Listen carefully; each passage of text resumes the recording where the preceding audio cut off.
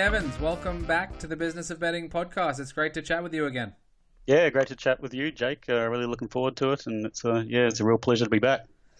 So as people will probably know now, we're going back to interview some of the most popular guests and some of the most insightful, and I do urge everyone that haven't already, or even if they have, to go back and check out your episode, and I'll make sure it's easily accessible, given we talked a lot about pretty important principles around betting and then some of the things that you've learned from other things like finance, for example, and I think we even talked about Bitcoin and a few other things back then. So I'm interested and very excited to get back into some of those topics, but more so the different ones. And we'll see how we go here. But I guess just starting off, in terms of the last couple of years, is there anything that stands out that has changed or evolved quickly, either on the analysis side and the handicapping, or even the betting side? Is it something, it's a similar circumstance as to when we last spoke, or are there major changes at this point?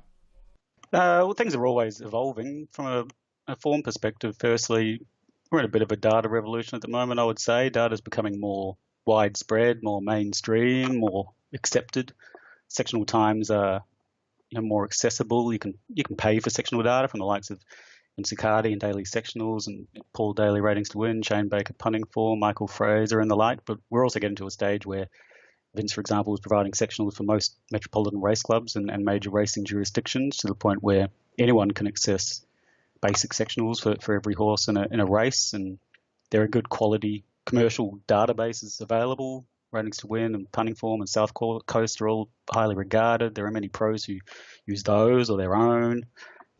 Race sectionals are freely available, but many punters are at a loss really on how to use them as an analytical tool and what value do they sort of assign to those sectionals and how do they use them. But speed maps can be generated at the click of a button, can be obtained from free websites. There's more information on tracks and weather and potential biases, and the quality of analysis on mediums such as racing.com and those sorts of things is improving, as credit to the likes of Shane Anderson and Matt Welsh have tried to drive more quality insight and analysis and unbiased conversation and discussion where they can. And theoretically, as has continued to be the case throughout time, there's more information and insight and data available. But the argument is that the good quality punters and the winning punters have always had a more advanced level of information and tools available to them. I suppose the difference now is that's less exclusive, and you could argue that the gap between those winning punters and those that had no real useful information has reduced, and there's an opportunity for punters to gain data and access information more readily and more easily. They're also more able now to access the actual insights and information and tips of full-time professionals and that sort of thing. So that gap's narrowed and the opportunities widened for people to win punting. So leveraging that data and finding the edge really is even more critical now than ever. On the flip side, I'd say the betting side of things, unfortunately, has gone backwards quite a bit in the last couple of years. The market percentages are much higher, and that's made it more challenging for punters to achieve the same level of profitability and turnover as they did previously. So on the handicapping analysis side, obviously those that are winning longer term and more savvy will be looking to make sure they are a step ahead.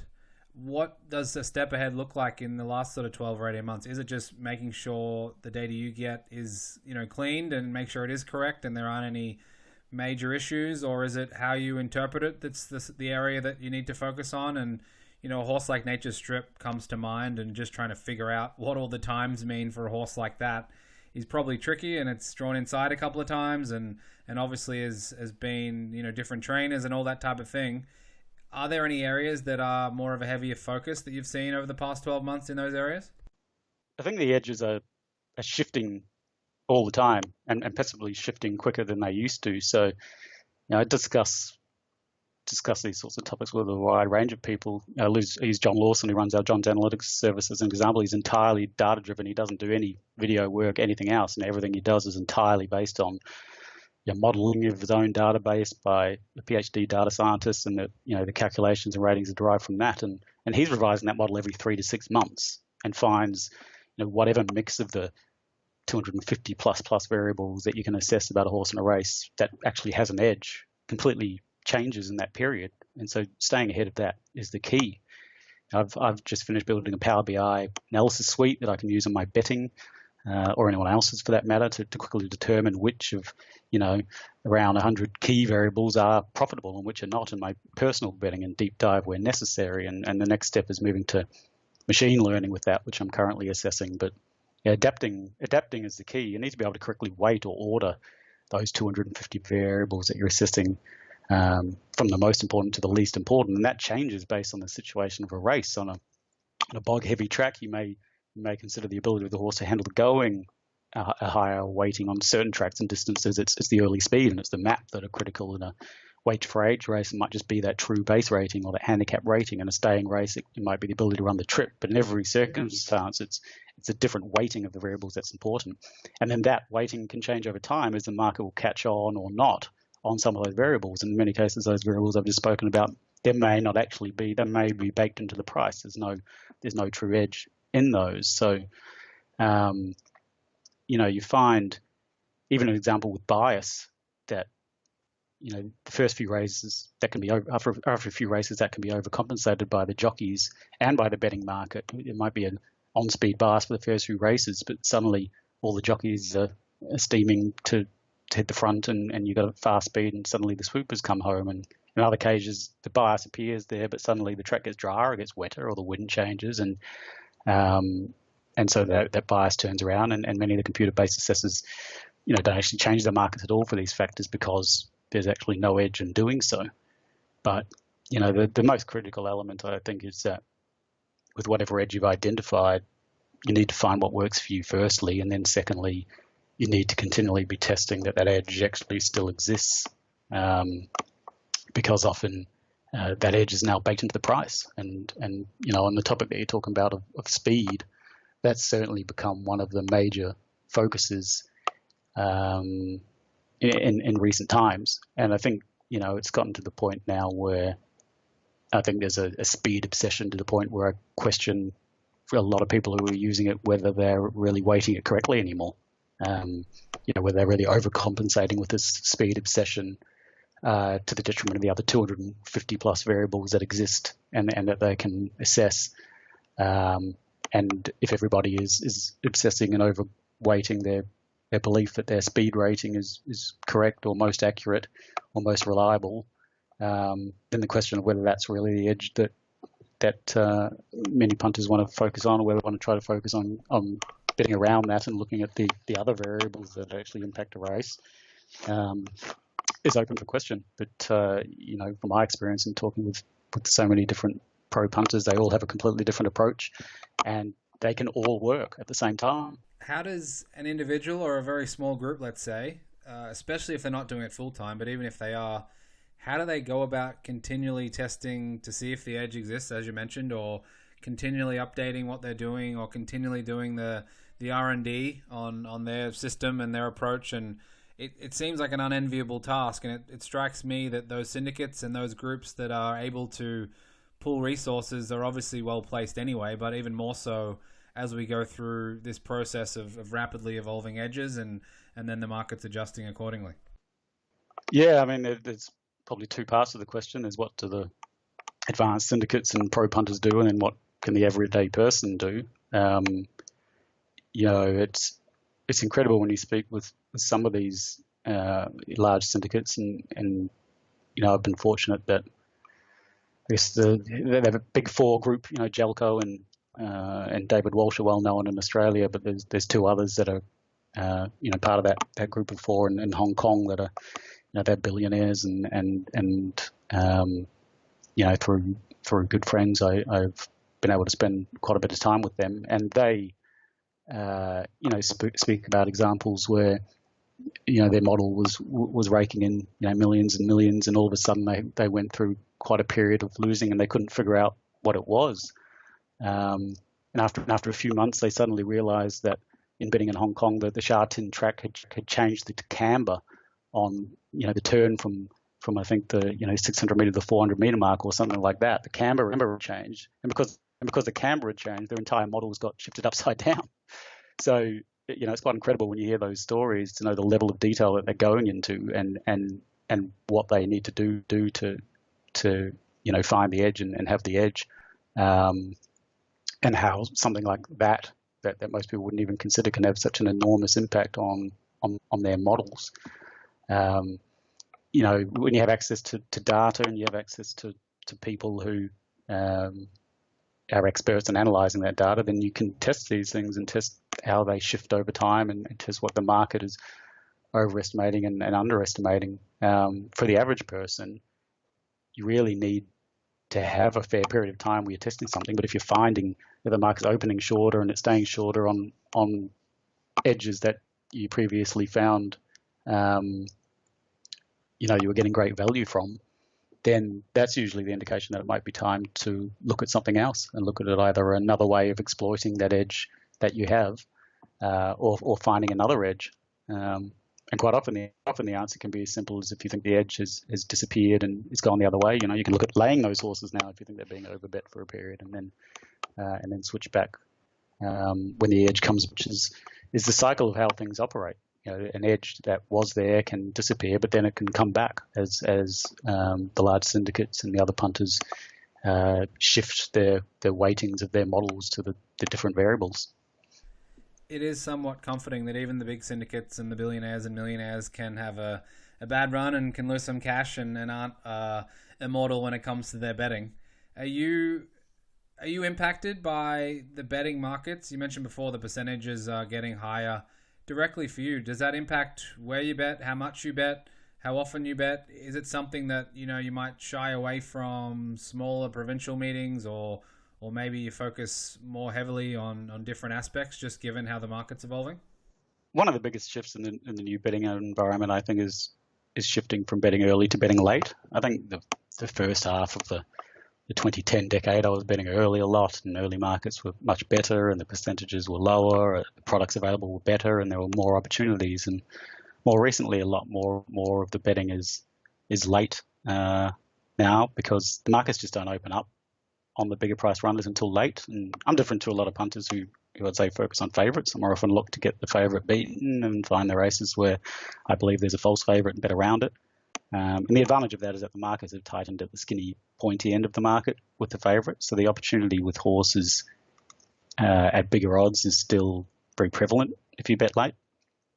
For me, I got to a point where it was no longer feasible for myself to bet for myself, really. I was so heavily restricted by bookies, and many were not even abiding, even with the minimum bet laws for me. And, I fire up a bookmaker website and I get a different price to what everyone else sees. I see a price on dynamic odds and it doesn't really exist for me. So I outsourced my betting with a syndicate and no longer do that myself. And, the other drivers that I have, the tipping services, and I oversee Winning Edge Investments and other racing related businesses, and have an investment property portfolio. I have other investments. I have 2 young kids, so something had to give, and that was the area that I chose to outsource. But with form, I think a number of punters have had to adapt, and I believe the edge with the prices and back in the favourites has diminished, and going wider hasn't to the same extent. But I have 2 very different methodologies of finding winners: a sort of standard database form and video analysis approach, and then the trials approach. And the trials approach really lends itself to maiden races and 2-year-olds and 3-year-olds, and that hasn't really changed. But the other approach, I've switched from focusing exclusively on metropolitan races to then I focused almost exclusively for a number of years on provincial country races for quite a while, and then recently I've gone back to metropolitan races and predominantly major black type races, and focusing on those where I can get more on, and focusing on where I think the edges are there. A concept I call historical profiling major races that has really helped me to identify what it takes to win a major race before analysing that race, and I found that very fruitful. But I'm currently working on a database, a new one, pulling together data from 2 prominent database sources and 2 prominent sectional times providers and dynamic odds data, and pulling that together into a bespoke database for myself to analyze edges and variables and take myself to that next level again. And there's no stopping in this game. You have to keep moving forward. You have to keep evolving, and you have to keep yourself ahead of the market. And I felt that that's what I needed to do to take things to the next level again, and that's what I'm currently doing. Take us through the process of shifting all of your betting, or part of your betting anyway, to a syndicate. It seems like something for anyone who's a gambler or a bettor or a punter out there who likes betting and maybe even is very good at it, semi-professional, professional, that aspect of it is probably something that's very difficult to give up, and obviously the control aspect and that being lost. Was that something that you struggled with, was difficult to eventually hand over, or did you just have to look at it pretty methodically and put certain steps in place and ultimately it was the right call? Ultimately, there are people who are able to go out onto the track and place bets, and you can get more on the track, and you can get more on at better prices quite often on the track. And there, there's a loss of control, and there's various things that you've got to weigh up with it. But for me, I sort of was forced into a corner. Really, there weren't too many options. There was I'd either cut down what I was doing somewhere, and I couldn't really see where to cut it down. And I also was having to accept that I was going to get way worse prices than I could going through this option, which makes life a lot more difficult. So it ultimately was a reasonably simple decision. But I think my advice is try to get to the track where you can. There's certainly plenty of opportunities there. And as I've said to most people, have accounts with absolutely every bookie that you possibly can, and bet fair, and spend as much time as people tend to spend on learning about the betting and finding the winner.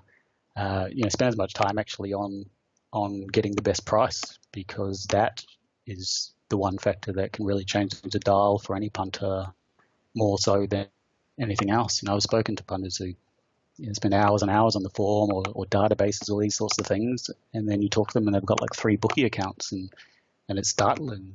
That's the easiest way to increase your edge immediately, is to absolutely everywhere, and with Betfair you're getting on everywhere that you possibly can at the best price.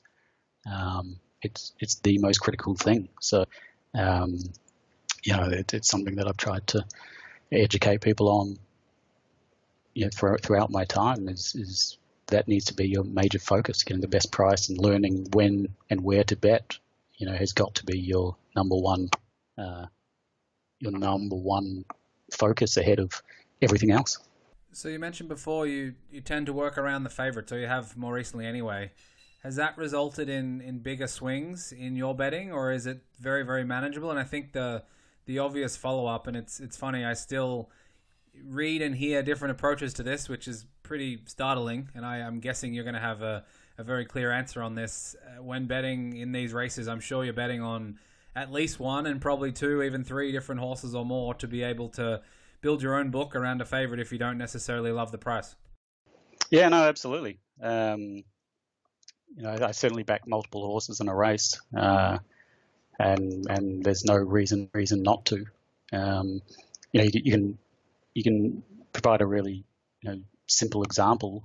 If you have a 3-horse race, and the market thinks that there's a 50% chance of horse 1 winning, and a 25% chance of horse 2 winning, a 25% chance of horse 3 winning, but you think there's a, let's say, 33% chance of all 3 horses winning, then why would you not back both horses 2 and 3?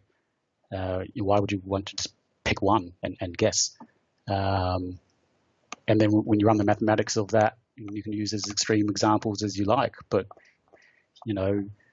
if there's one horse who's short in the market and you think it's got very low chance of winning, then you should be backing a very large number of the other runners in a race. And unless you want to go to the option of simply laying the favourite, that's the other option that's available to punters on Betfair. But some prefer to simply bet to win. And then it comes down to, well, how many of those do you want to back, and are you going to use Kelly, or what sort of what sort of formula are you going to use to devise your edge and place those bets, and where you're going to draw the line in terms of the edge. It's not necessarily just if the market price is above your rated price, you might need a certain amount of juice to be worth betting and to deal with that sort of variance. betting at the around the favourites, it can have wider swings in terms of variance. Backing multiple runners can help with that. For me, I've found probably the biggest driver of variance is generally just the bias that's been inherent in the tracks more than anything else. If the tracks are fair, then I go very well, and if they're biased, then it's a lot harder. So you talked about you're spending far more time betting at the very end, closer to jump time. What impact has that had on the general punter as well as yourself? Are there many positives that come with that, or is it simply something that's forced on you and you wouldn't prefer to do it, and there's far more negatives that are outweighing any of the remaining positives? I think it really comes down to the way that the process is working at the moment with the early markets, which is that they're set at very, very high market percentages, and then they're sort of bent into shape by people sniping away at them, but no one's really getting any decent amount of money on. And you look at the Saturday market, you start on a Wednesday and Thursday and Friday, and by the morning they're sort of pretty well bent into shape. Really by Friday they're more or less bent into shape, and no one's really got a lot of money on. So the bookies are essentially getting a free market adjustment. While they're making mistakes in those early times, they're not paying much for them. And I think that's one of the limitations with the minimum bet laws. I think if a bookie is a real bookie and they're putting up a price, then they really should be forced to bet that price from the moment they put it up. No one's forcing them to put it up, but once they do, they should be beholden to the to the same rules that apply from after 9 a.m. I don't think it's really ideal at the moment. I think it's sucking a lot of money from the mug punters who are living in the old times, or in this FOMO type situation where they believe they'll be better betting early when 9 times out of 10 they're not now. They'll be far better off waiting, or even just betting BOB or Betfair SP than they are betting early, because not only are they betting into these huge markets, but then the deductions are enormous sometimes, and they're just getting ripped off, really. So the Friday afternoon punter that walks into the tab and fills out his paper slip still, or puts in 10 or 15 different bets into the machine, he's far better off just doing BOB or Betfair SP almost every time? Yeah, I would say absolutely.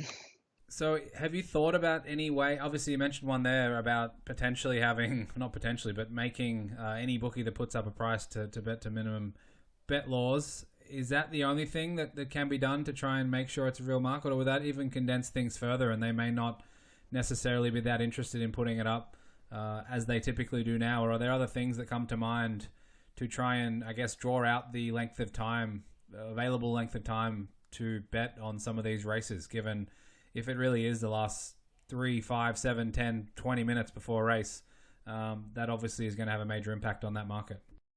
I think to start off, the betting markets have changed, dramatically in the last few years. And I think, to be blunt, one of the major issues we've had is we've had prominent breeders in charge of racing, and it was in their best interest to raise prize money to enormous unsustainable levels and increase the prices of yearlings and the values of sires and brood mares. And when you think about how the industry is funded, it's funded by punters. And to fund this extravagance, the market percentages have increased, and they've increased to increase the margins of corporate bookmakers to pay the race field fees and the like. And this situation doesn't really benefit the industry at all. When I think about high stallion fees and stallion values and broodmare values, all it means is that our best horses are retiring early.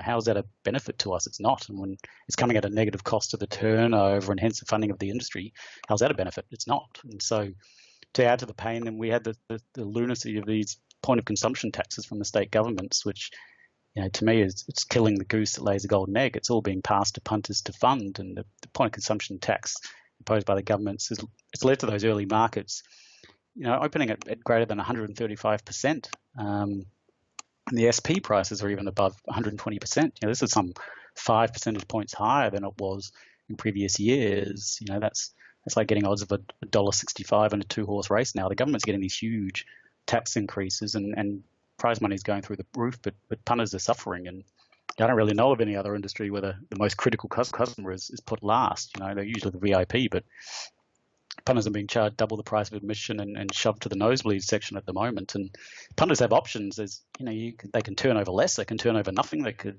switch their betting funds to sports, to esports, to pokies, to drinking or dining or any other recreational activity in the world. So should the wheel turn so far away from the punter that they switch their capital to alternative sources, and prize money will drop, and the standard and quality of racing will drop, and it'll cause irreparable damage to this game that we all love. And so, the bookies are paying more in fees and taxes. They're removing betting products. They're increasing market percentages, and it's all at the expense of the punter. And so, I think Winston Churchill said, you can't tax a nation to prosperity. If you try to tax yourself into prosperity, it's like standing in a bucket and trying to lift yourself up by the handle. The entire economic history of Earth has proven the statement to be correct, and yet it feels like that's exactly what the racing industry is doing. So, we can learn lessons from the UK racing. There's the annual turnover of course, betting in Great Britain declined year on year from 2008 to 2018. Just keeps going down. The prize money's in the pits. The punters have different options in sports betting, casino betting, and esports, and all of these sorts of things that offer better market percentages. And so, I think there's a lot that needs to be done in this place, and I think there's plenty that can be done. I think the taxation situation needs to be looked at holistically. Racing needs of funds. It needs to get the majority of those from punters. We want decent prize money. We want a vibrant game, but it needs to be sustainable. So I think a think tank with the key government and peak racing bodies to discuss a serious reform on the taxation and the fee structure on horse racing and ensure its longevity and survival, is critical. The POC taxes aren't sustainable. The funding model needs reviewing. Contribution of the TAB and corporate bookmakers and rails bookmakers, I think, needs to be assessed, and taxing companies on turnover or rather than profit or margin, is not the right approach. Potentially merging the TAB into one tote and getting more international investment could relieve the pressure on the local betting markets. And what we need is a betting marketplace that's competitive and vibrant and generates turnover. That's what generates funding. So the minimum bet laws are ridiculous. The bookmakers aren't bookmakers anymore. We should be aligning more with rails bookies, to win 5K at least, rather than 2K. The bookies should be forced to abide by minimum bet laws from the moment they put up the prices. As I mentioned, no one's forcing them to put up those prices, but they should be forced to accept bets at those prices. I think one piece that hasn't really been discussed much, but a really solid idea would be enforcing market percentages. We were talking about the markets for a Saturday. On a Wednesday, let's say, that the market percentages, if the bookie wants to put up a market, should be maximum, let's say 130%. I'm not being unreasonable here. Then on Thursday it goes to 125%. On Friday it goes to 120%, and on a Saturday it should be 115%. Let's have a market that people can actually bet into, and at least people will appreciate that as they bet closer, or as they bet earlier, they're getting a worse market percentage, but at least it's known. And the issue with the way they're treating the markets at the moment is they might open them up at 125%, but then the horse gets backed. They wind the price in for that horse, and they don't wind the price out for any other horses. So they're not bookmaking. It's they're just ridiculous prices. Having a price available to all it should be something that's enforced. If a bookie changes the price for a certain individual logging in, that fine should be six figures, so they don't do it. And so we've got a fair marketplace. Uniform deductions methodology. The bookies are really a law unto themselves in this regard. They're applying whatever methodology they like.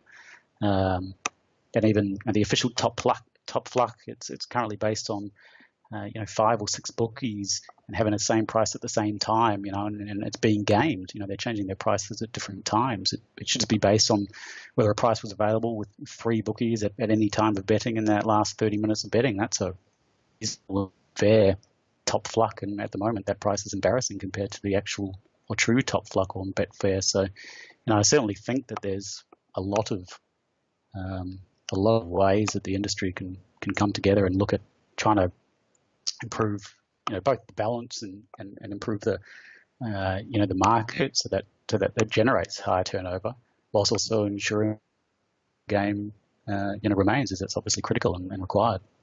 Are there any silver linings to what's going on the betting side, or are there more viable options out there? Because it sounds like to me, if you and I had to convince let's just say a professional sports bettor to dip their toe into racing or get more involved in racing, they really only have the exchange, which is obviously very late. They have on-track options potentially if they want to, gather up the miles on the road and get out to all those tracks. They have some limited availability with corporates, but again, closer to jump time. In play isn't really an option. Betting early, like you've said, is really difficult, if not impossible.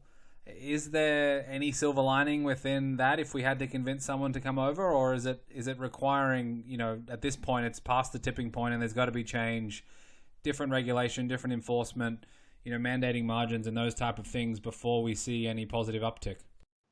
There's been a negative tone because punters are getting a raw deal at the moment, but there's always opportunities. In spite of everything said about market percentages with bookies, the market percentages on Betfair haven't changed. The opportunity is still there on Betfair as an example, and the issue is that compared to the UK, the market liquidity in Australia is still low, which is a shame. You can bet hours before the first race at a lowly nothing meeting in the UK with reasonably substantial deep pools. In Australia, they don't get going properly usually until the last 20 minutes. And I think Betfair's marketing's a bit off the mark.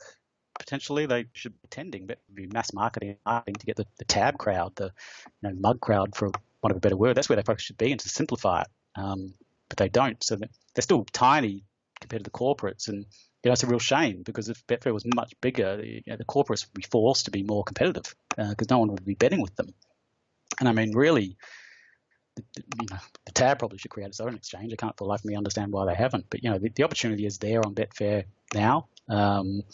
And the on-track bookmakers are doing great things. They're offering great prices and services well above the corporates, and they're starting to get online. So there's plenty of opportunities to make money betting on horses still, there's no doubt. But I just believe the industry has a lot of work to do to, shore up its future and improve things. And,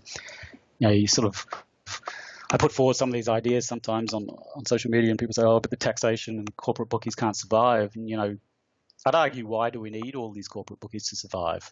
There's this fixed mentality that they need to exist, but the point is, who cares?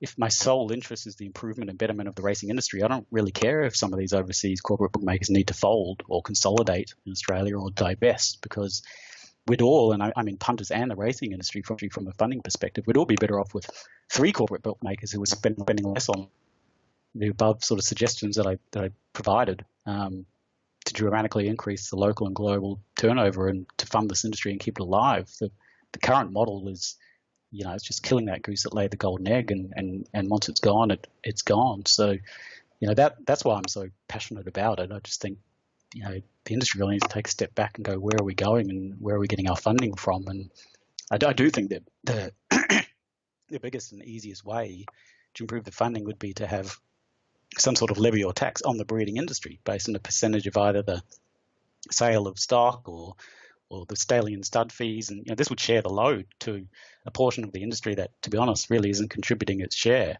I think that needs to be done. It's critical to the success of the industry, and it's time the industry starts getting vocal on this, because the punters just can't keep funding everything. There's just no more room to move there.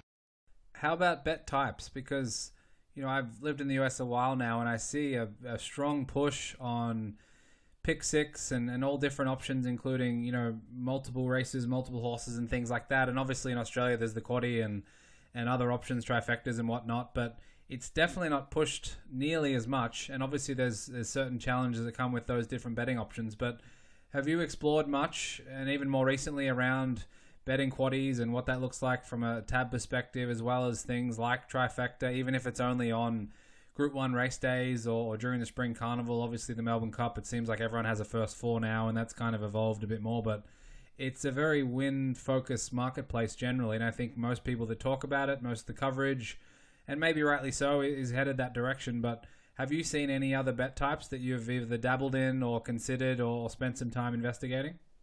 Quaddies are mathematically a good betting type, and I certainly do enjoy taking quaddies on the big days. And when there's sort of black type racing on, and the quaddie pools are reasonably deep. And most importantly, they're sort of taking out 5% of races. The quaddies are the lowest takeout rate from the tabs of any bet type. So So absolutely, they're not a bad betting medium.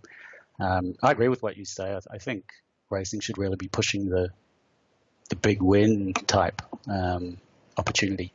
Win in places, it's there for most, but you are competing with Lotto and Keno and those sorts of things, and I think having these big jackpot pools with big sixes, which hasn't taken off hugely here, but like you say, it is huge in other countries. Hong Kong has things like the triple trio, large quaddy pools. I've suggested before, one of the best things that racing could do would be to come together and offer, punting competitions that are, cheap or free to enter. If they're able to spend millions and millions and millions on prize money, why not have a punting competition with, a decent prize pool? I'm talking, $1 million and have it over a spring or an autumn and certain rules, and get absolutely everybody joining in, and there might be a nominal cost or, to enter, but any punter is going to want to have a crack at that. And suddenly you've engaged them, you've entranced them, and you've got them interested, for a long period of time. So, I do think putting really substantial prize money into some sort of, punting, tipping competition, would really generate an enormous amount of interest. Racing Victoria, racing.com has sort of been pushing the pick 7 sort of thing, and it's a great concept. Most of the time it's 50 grand. That's good, but people aren't falling over themselves to do that. You want something that's going to engage the audience over a long period of time, and it's in the mainstream newspapers, and everyone can have a go and everyone wants to win. I think that's an option, and like you said, I think you want those opportunities with big pools, whether it's quaddies or a big six or a triple trio, all these sorts of things. But they need to find a way to capture the imagination of the mainstream. Not just the people who are currently fans of horse racing. So I wanted to ask you about pricing, because obviously the way you're describing things, it sounds like the options are relatively limited, and all the information is more available, more accessible, and potentially a lot of the off-the-shelf approaches might basically spit out the same or a similar number. And if that's the case, is that negative necessarily, or are there positives within that? For example, if your, let's say, 10 betting options all have the favorite at 280 and you think it's a $2 chance, versus it might be 10 different options that have all, relatively different prices from even money out to $3, which obviously is a bit of a extreme example. But are there certain things you can take advantage of when, pricing seemingly is headed in a more homogenous direction?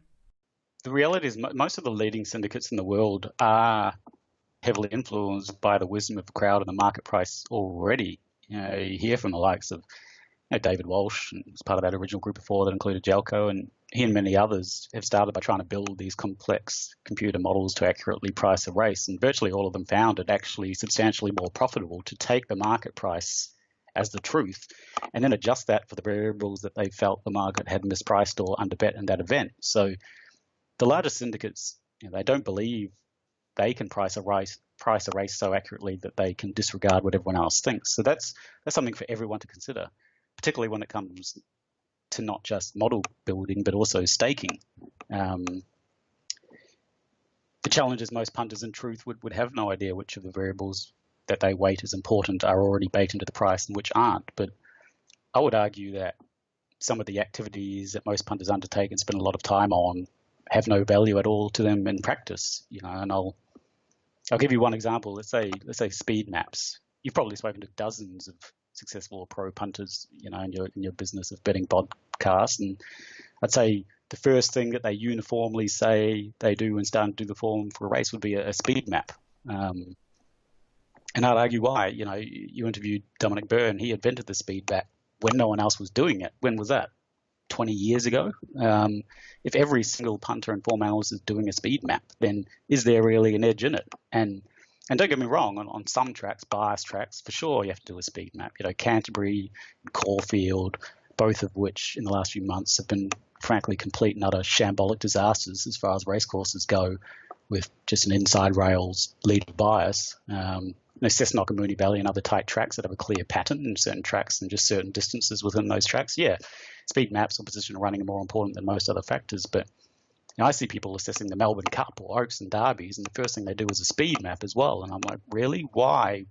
You're not adapting at all. Of the 250 plus variables to assess, do you reckon that's one that's really worth doing? Are you going to predict the speed map of 24 horses, most of which you've never seen in Australia? For what purpose? Of all those variables to analyze, do you think that the speed map's in the top 30 in that situation? I'd say no. I'd say that you're wasting your time. And I spoke with one of the most prominent sectional time providers in Australia, and he spent many thousands of hours and dollars getting multiple PhD and maths gurus to try to come up with an accurate computer formula to determine the early speed of a race.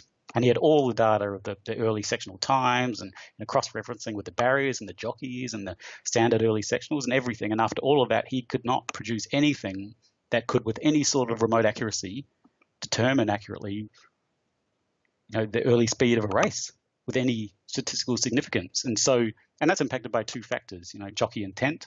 All the jockeys get speed maps done. So if all the speed maps say it's going to be a hot speed, guess what happens? They all pull the reins early and try to get a sit behind. Suddenly there's no pace. And conversely, they see a race with no speed on.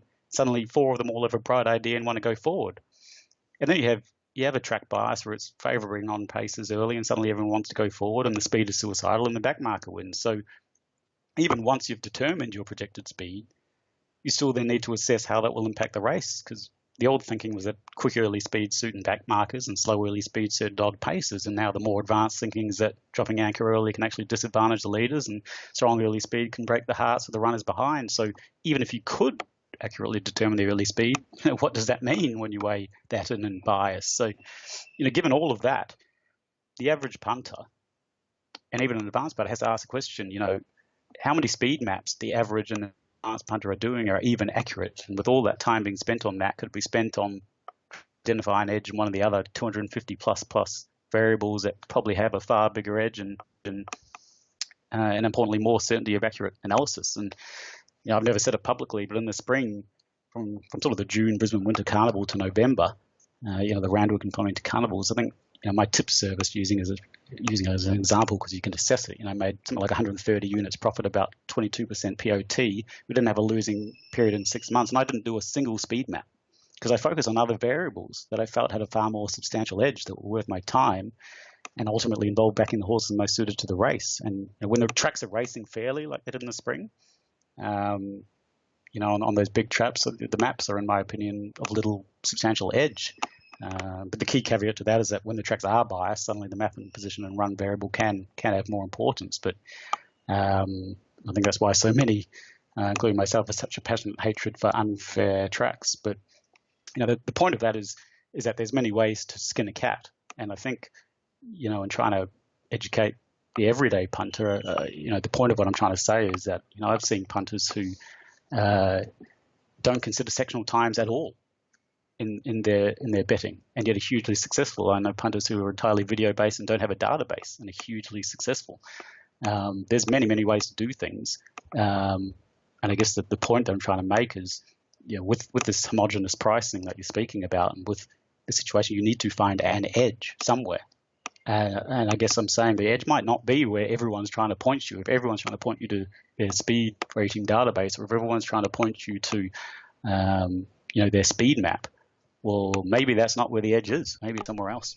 Yeah, no, I think it sounds like from afar anyway that we're at the very top of the bell curve when it comes to people using speed maps, and even it finding its way into the mainstream. And you're right, that's a good indication that maybe it's time to hop off that bandwagon, and maybe it'll come back around sometime soon where it is useful, or maybe it helps some people get, I guess, a frame for the race or a framework, and it helps them picture what they're going into. But you're right, if that's a sole or dominant factor, then it's probably, at this moment anyway, not necessarily that useful. And it's interesting though, because I think the quandary still exists where we want to try and educate the mainstream. And if I asked you 3 or 5 years ago, you might have said, or 7 years ago, yeah, let's try and get them understanding certain things that are now less in vogue or more useful, to put it that way, and then vice versa. Now, if you were starting off day one tomorrow, you may not necessarily start there, but it is a challenge where I think we do need to do a better job at letting the masses know about how the smart people are thinking about it. And obviously the problem with that is as soon as it becomes part of the masses, it's no longer what the smart guys are looking at. Yeah, I mean, that is a challenge. But I guess the point of what I'm trying to say really and convey is just that you need to be contrarian to be winning. If you're doing the same thing that everyone else is doing, the way the syndicates and the large punters are operating, and the way that the markets are currently, and the homogeneous pricing, these sorts of things, you need to find an edge for yourself. You need to look at what you're missing, and if you truly believe that you're going to be able to read sectional times better than someone else, or speed maps better than someone else, good on you. And some people can. I'm not saying the people working solely on speed that are winning a lot. There's people working solely on speed maps that are winning a lot, but you got to back yourself to be better than them at that, or you find something else. There are edges everywhere, and there's opportunities to make great money in this game everywhere, in spite of what I've been speaking about in general, which is more that I want the game to improve. I want the game to be more open to everyone. I want the markets to improve because that'll help the funding.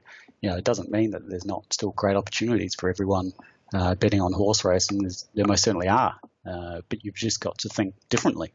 Where are things at in Australian racing? And I must admit that the amount that I do follow it, it doesn't strike me as if we're in a golden age, albeit I do think there are more internationals having more success. And again, I'm certainly not living and breathing in it, but I do remember the old days of you would have a Melbourne Cup or a Caulfield Cup runner, and putting aside maybe the Japanese runners that had a bit of a hot streak, I think Delta Blues and a couple of others, was it Pop Rock or something like that, did well one year. But where do things sit now in terms of locally as well as internationally? Do you have a sense of whether we are in a strong period of time, or maybe it's not the case?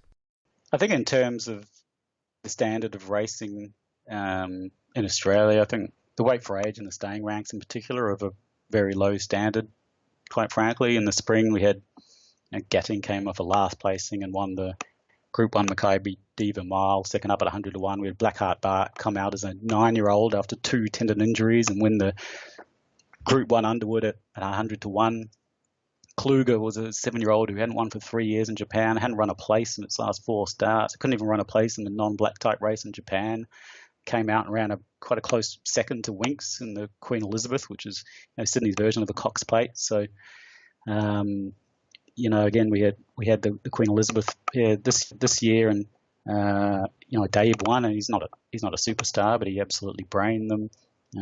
We had Etta James win the Sydney Cup, who was flat out trying to win a listed race previously. So, the loss of Winks has sort of exposed the real lack of depth in the weight for age standard horses in Australia. And as much as we all want to defend our backyard, I think the reality is the question marks internationally over the quality and depth of form are probably warranted at the moment. We've been blessed recently, like true champions like Winks and Black Caviar, and despite that, were absolute world champions, would have won anywhere.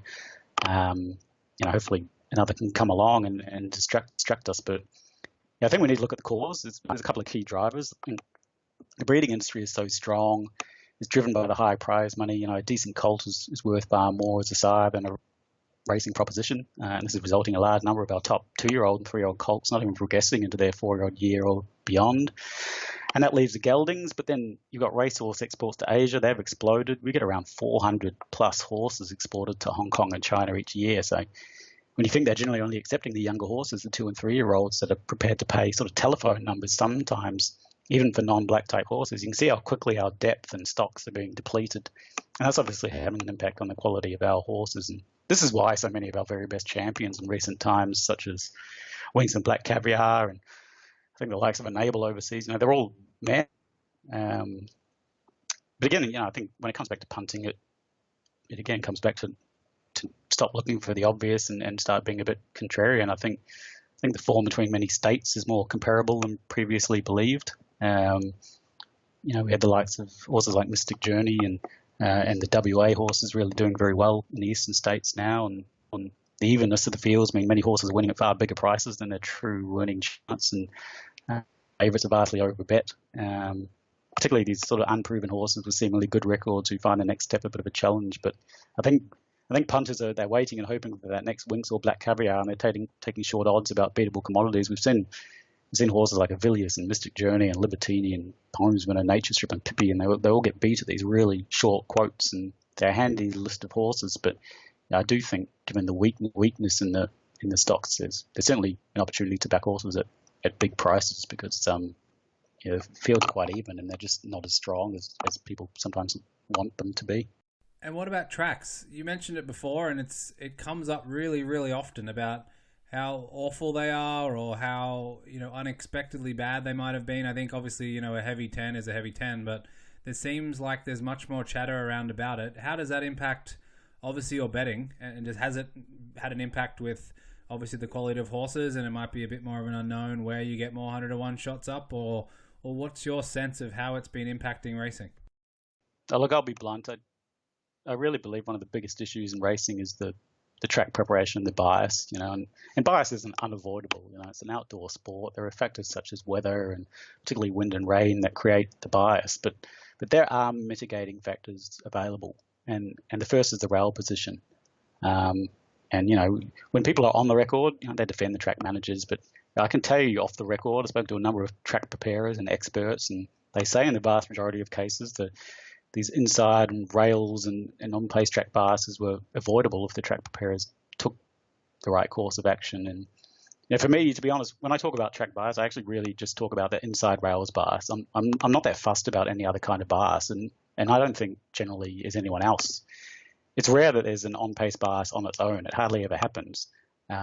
If it does, it's because there's a rock hard track with a short straight that generally favours on-paces anyway. But I can tell you in Hong Kong and Japan and New Zealand, they don't have anywhere near the same level of this inside rails track bias issue that occurs in Australia. And I believe it's a choice. I think that racing fans and punters and track managers are accepting of a form of racing in Australia where on-paces and horses hiking the rails win, but it's terrible racing. And the reason I'm so passionate about it is it's terrible for the industry in every way. I've posted on social media about wicked rails bias in the past, and often the members that pipe up the most, the members of the industry that pipe up the most, first and foremost, are the jockeys. And that's because the inside rails bias is inherently dangerous. If you're a jockey and you come to the realization that the only way you can win a race on a certain day is to find the rails, you're suddenly competing for a tiny portion of real estate on a 450 kilogram thoroughbred running 50 or 60 something kilometers per hour, and you're in a 16 horse field and everyone wants to be on the fence. It's really, really dangerous. And then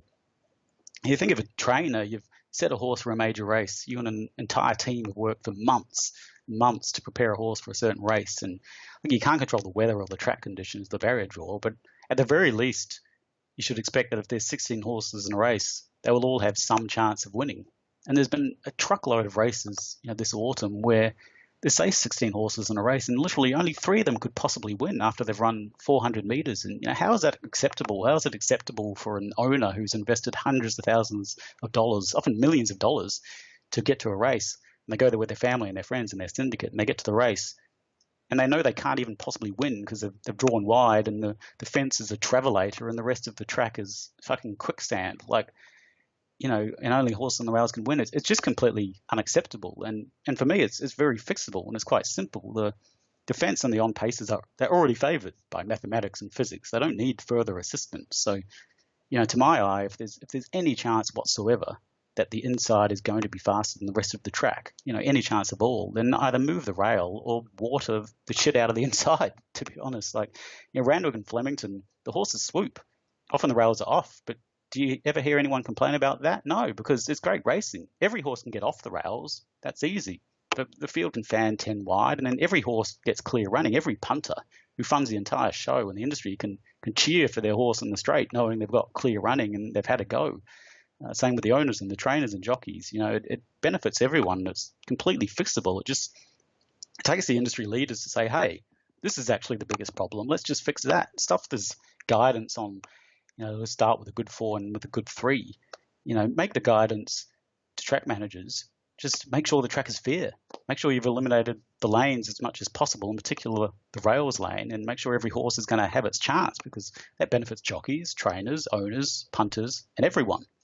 And they won't make the tracks too hard because that creates bias. So, frankly, the job of the track managers should be to make the track safe, firstly, and fair. And that's basically it. And fair means every horse has a chance, and that's all the industry asks. And so, that's just why I'm so passionate about this inside rails bias. It just keeps happening over and over again. And even though the Caulfield track got completely lambasted in the media by everyone on Blue Diamond Day, since then it's happened another 2 times. At Canterbury they had a couple of meetings where 11 races in a row were won by the leader on the rails. 11 in a row. Something like 19 out of 21 races that I looked at was won by the first 2. That's not racing. It's just garbage, and it's avoidable. I just think it's a massive issue, and I think it's an avoidable issue. And the governing bodies are there to make calls on these sorts of things. And it sounds like one that that should be the key focus of track managers. And I think if they're given that direction and given that focus, then they'll find the solutions. I can certainly hear it in your voice, and I'm just picturing the 100-meter final at the Olympics, and you can't win unless you're in lane 1 or lane 2, and the outside 6 lanes have no hope. Yeah, exactly. It would, people would just say, "What the hell is this?" Right? Yeah. It'd just be a complete joke if you had running races, and if you're in one of those wider lanes, you were running at half the speed of everyone else. Like it's just ludicrous that it happens, and that it happens so often. And I just do not believe for a second when people say that it's not avoidable. It is avoidable. If that was the key focus point, then it would be completely avoidable. Yeah, they would avoid it. Absolutely. One final one for you. I like hearing your thoughts on the tipping world. Obviously, it's one that there are plenty of bad services out there, and it always strikes me that what you're doing and how you're doing it, and the terminology you use, and I guess the process as well as the education part of it's critical. What are your thoughts on the state as it is now with respect to the tipping industry? Well, we tried to revolutionize the industry, frankly, at Winning Edge Investments. Trying to do the basic things that are spoken about a lot. Recording results at prices that members can actually achieve. Substantially downplaying the results compared to what was available. Actually posting those results on the website and social media every single day, being 100% transparent. And I think it's a shame. It's a real shame that the tipping industry, gets a bad rap from certain providers. There are con artists in the industry everywhere, to be frank. We had someone asked to join our service as a tipster, and we turned them down, and now compares his results to ours when they're completely fabricated, and they're recorded the highest of either the fixed price or the best tote or the top fluck or the Betfair SP without commission taken out, and using advertising to try to compare these things. But in spite of that, he still doesn't post a results sheet because he can't actually make a profit, but pretends that he is. And even the biggest tipping service in Australia for horses, and many knows who he is, records at the highest possible price available anywhere at any time when sending a tip. So, you got people trying to compare these things, and you can't. One set of results is achievable and one is not. And I think it's unfortunate that there's a lot of dodgy providers out there, and it's easy for someone to set up a Facebook page or a Twitter page and start taking money. And I'm astounded at how many people actually fall for that stuff. They might not even have a basic website, or they've got no long-term record, or they show these bet slips they can be easily faked, or with a weak bookie. There's a lot of people taking people for a ride, but my aim was just to always be truthful and realistic about the realities of betting, the ups and downs. There's lots of downs, but over time, if you're profitable, they're simply part of the journey. And I've spent time with playing poker and having dinners with 2 of the original sort of Jalco 4, and even these billionaires, they talk to you about having these significant losing periods, despite having the most sophisticated and profitable databases and betting operations in the world. But you still get these guys on the flip side on social media trying to point out losing periods, and it's like, well, duh, you know that. You know about a losing period because you saw it in our results sheet and our graph, and that's what we're transparently uploading and referring to every day. But it's sort of moronic and childish. Can you imagine walking up to Warren Buffett, the world's most biggest and most successful investor, worth $75 million at his Berkshire Hathaway annual conference, and trying to point out the poor stocks he invested in, or the few months where his share price went down? It's idiotic. You'd be laughed out of room. But the the issue with the tipping industry really is it's that short-term focus. It's people sort of ask, what's the most important factor when assessing your own betting? Your own betting or a tipping service, and is it recent units profit, or is it POT, or is it ROI or strike rate? And I'd say it's none of them. I'd say it's longevity and transparency. There's hundreds of services out there that claim to have been around for a period of time, and yet the results are either non-existent or they only show a recent period. And why do you think that is? The guy's been around 5 years and shows you the past year's results. Why do you think that is? What happened to the other 4 years?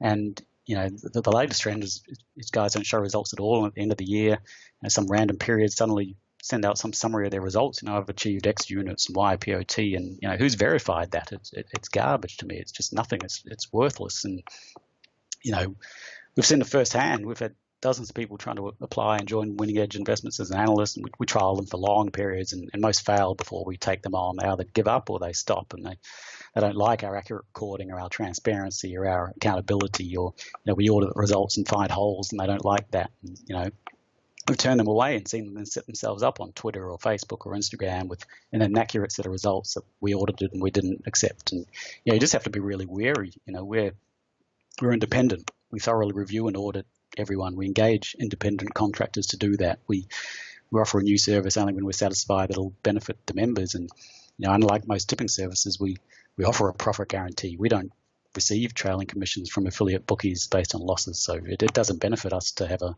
losing service. It's actually very detrimental. So at least people can rely on that as a general basis and mindset in terms of how we want to operate. But it's a tough industry. The reality is most punters just don't have the long-term mindset and the ability to wait out a tough losing or drawdown period to succeed. And so they bounce from idea to idea, or they bounce from service to service, and they're looking for some perfect service or method that never loses, and it doesn't exist. And they sort of get suckered into ones talking about a big day or a week that they had and focusing on the short term, but it's it's about the long term results. And I've just tried to convey that in terms of we just try to offer a range of services that suit different punters. Some are high volume, some are low volume, some you bet early at fixed odds, or some you just bet at BOB or bet fair SP, and some back favourites and some back roughies, and some focus on a certain state, some are Australia-wide. But it's just about tailoring the right service to the individual, which we like to help people with before they join. But I think the key is just to be wary. I think people,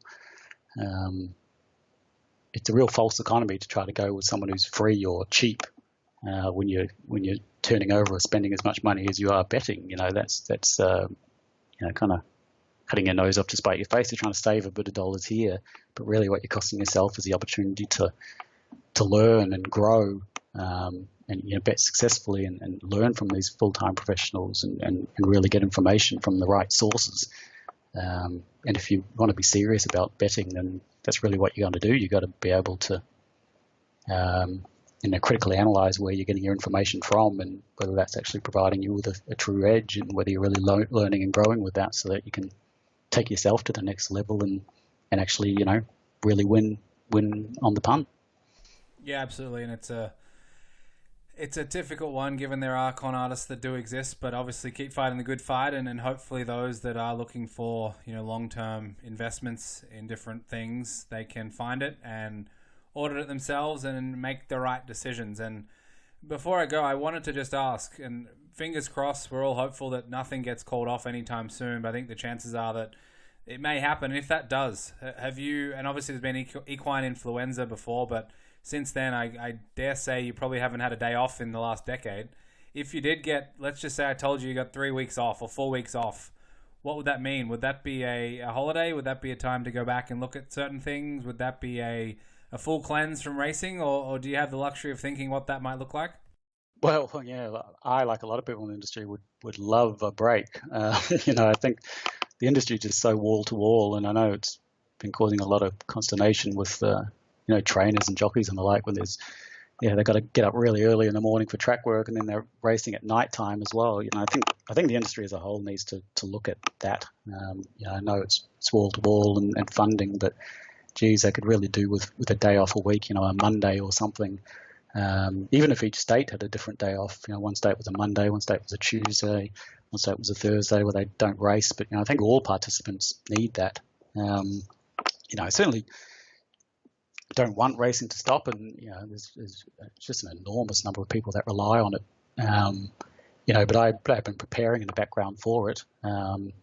Certainly, spending a bit more time with the kids and the family would always be welcomed, as it would with anyone in the industry. But for me, I'd certainly see it as an opportunity, and that's how I always look at everything in life. And if racing did stop, I would spend all of my time on working on my database and identifying new edges and getting prepared for when it resumed. So I'd certainly see it as a huge opportunity, in the same way that I think a trainer or a jockey or anyone could spend that time getting better at what they do and learning from someone else, and as well as reconnecting with family and having some downtime. I think there's always opportunity with these things, it would give me a lot more time to focus on the going forward and the planning for the future. So I'd be okay with it. But at the end of the day, there's a lot of people that do rely on it, and you've got to give huge credit to the racing industry to still be running, to really be the only sport that is still going. They've done just an incredible job, and as the trainers have said, they feel more safe on a race course than they do anywhere else. The biosecurity measures that they've put in place, and the measures restricting travel in the various regions that jockeys can travel in, and that sort of thing. It's remarkable that we're still racing in this crazy time, and it's a real credit to the industry. And we're very fortunate that it's still going.